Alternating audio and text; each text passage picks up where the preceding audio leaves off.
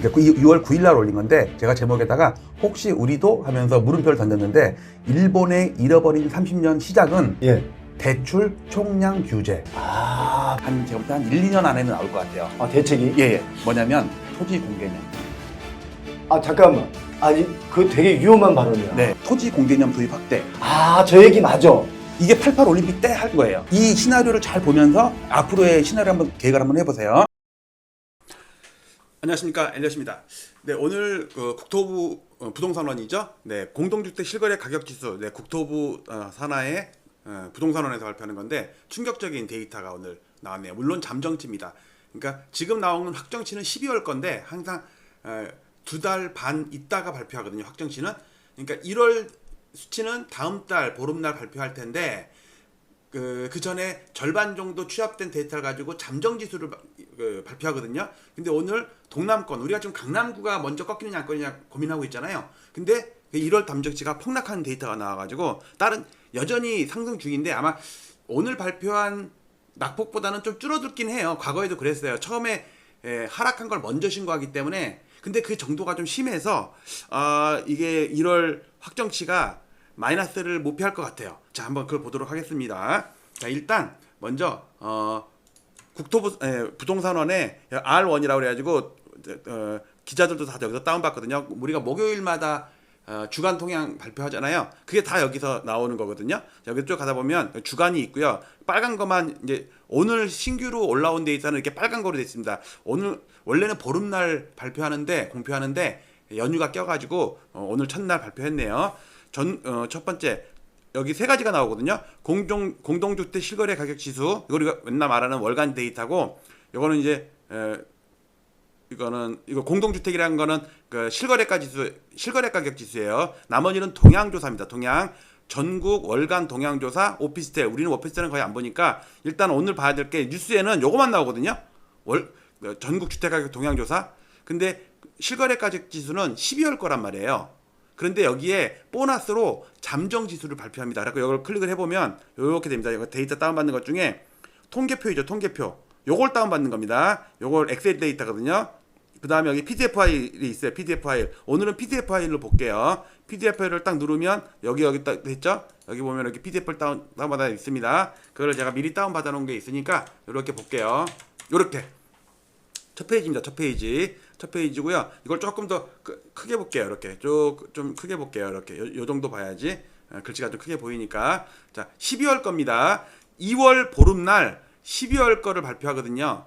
그다음에 1월 보름날 1월 데이터가 나와요. 근데 여기에 아까 말씀드렸듯이 잠정지수 그래가지고 이거를 만드는 과정 중에 보통 우리가 2달에 걸쳐서 데이터가 취합이 되거든요. 예를 들어서 1월 1일 날 계약된 거는 1월 말 2월 초에 신고하면 되죠. 그 안에만 신고하면 되잖아요. 그다음에 1월 말에 계약된 거는 2월 말에 신고하면 되잖아요. 그러니까 1월 데이터는 1월 1일부터 2월 말까지 2달에 걸쳐서 60일에 걸쳐서 신고를 하게 돼 있어요. 집계가 되죠. 신고하는 사람이야 한 달 안에 신고하는 거지만 집계하는 사람 입장에서는 2달이 걸려요.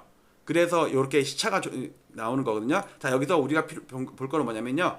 단독주택 필요 없고 연립주택 필요 없고 전세 필요 없고 전국 아파트도 필요 없고 서울 아파트만 보자 이거예요. 왜냐면 강남구가 꺾이냐 안 꺾이냐 이게 중요한 거니까. 자, 넘어갑니다. 하나씩 넘어갈게요. 쭉쭉쭉쭉 넘어갑니다. 자, 공동주택 통합 나왔습니다. 이건 아파트 단독 연립 이런 거 다 포함된 거예요. 단독은 빼겠지.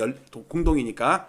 그 다음에 인천 경기 나오고요. 광역시 나오고요. 아파트 냅니다. 우리가 관리실 있는 건 이 아파트입니다. 아파트 전국 수도권 지방 관심 없어.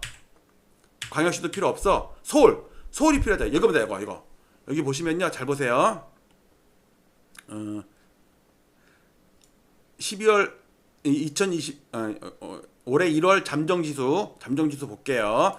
12월 것만 그 확정치가 나왔습니다. 여기 확정치는 도심권이 하락했다가 나오는데 도심권은 중요하지가 않아요. 왜냐면 그 중구, 종로구 이런 데는 아파트가 몇 개 없고 전체적인 시장의 분위기랑도 따로 놀기 때문에 문제는 여기서 보시면요. 잠정지수입니다. 잠정지수 12월 달 대비 1월 달이 얼마나 올랐냐 내렸냐 볼게요. 자, 서부권 플러스 당연히 지금 이번 달도 아니고 지난달 거까지 지난달 거니까는 올라가고 있는 중이라고. 자, 서남권 1.4% 플러스, 도심권은 찔끔 플러스, 동부권도 찔끔 플러스. 여기에 노동강이 있거든요. 자, 문제는 동남권입니다.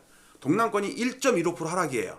여기 나오죠. 여기 잠정치. 여기가 동남권입니다. 동남권 1.15% 하락했다는 얘기는 과거의 경험을 봤을 때 이것보다는 하락하진 않아요. 왜냐면 그 부동산 사장님들이 신고할 때 하락한 거래는 빨리 신고하고 올라간 거래는 늦게 신고해요. 왜냐면 올라간 신고를, 그러니까 상승 거래를 빨리 신고해 버리면 집주인들이 물건을 걷어들이거나 호가를 올려버려요. 그러면 계약 체결이 안 되잖아. 그러니까 부동산 사장님 입장에서는 하락했다고 해야지 집주인들이 가격을 안 올리거나 싸게 내놓는다고. 그래야지 거래가 승세가 되지. 그거는 뭐 영업상 어쩔 수가 없을 것 같고, 어쨌든 경험상 보면 하락한 거래를 먼저 신고하고 상승한 거래를 나중에 신고하기 때문에 이거는 절반의 데이터만 갖고 앞부분에 신고된 데이터만 가지고 지수를 만든 건데, 뒷부분에 상승한 거래까지 포함을 한다면 당연히 얘보다 높은데 마이너스 1%가 넘는다는 거는 최소 마이너스 0.5 정도는 된다는 얘기야. 그러면 우리가 다음 달에 받아볼 확정치는 동남권, 즉 강남구가 있는 데는 1월 달에 하락했다고 나온다니까? 제 데이터도 하락했다는 거 보여드렸죠? 그리고 상승률이 되게 둔화가 됐고.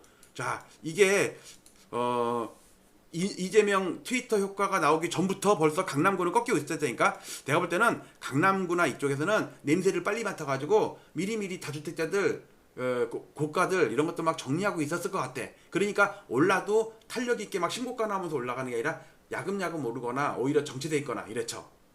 자, 다시 한번 정리합니다. 충격적인 데이터인데, 동남권 1월 잠정치, 12월 확정치는 뭐 안다고 1월도 그렇고 대부분이 올랐어. 근데 문제는 강남구가 포함된 동남권, 이게 1월달 잠정치가 마이너스로 예측이 된다는 얘기는, 그것도 많이 하락했단 말이야. 1% 이상 하락한 건 많이 하락한 거예요.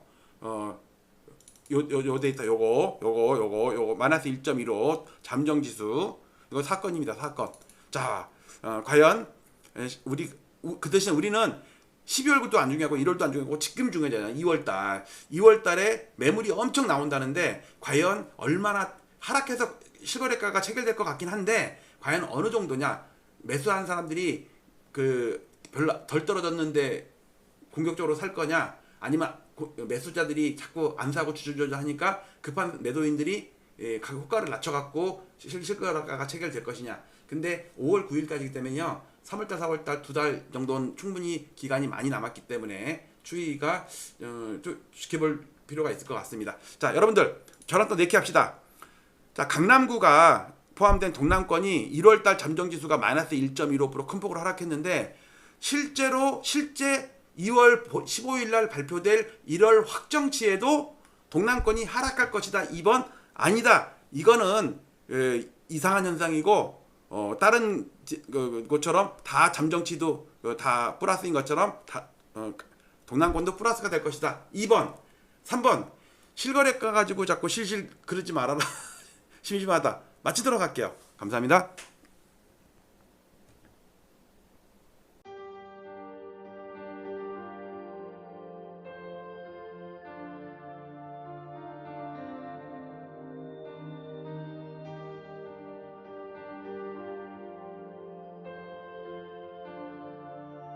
지난 2월 12일 오세훈 서울시장의 갑작스러운 토지거래 허가구역 토허제 해제와 3월 24일 확대 재지정을 기폭제로 서울 아파트 시장의 투기적 과열 양상이 격화되었고, 시장 교란 행위도 빈번히 발생했습니다. 한국은행의 통계에 따르면 부동산이 가계 순자산의 73.7%를 차지한다고 합니다.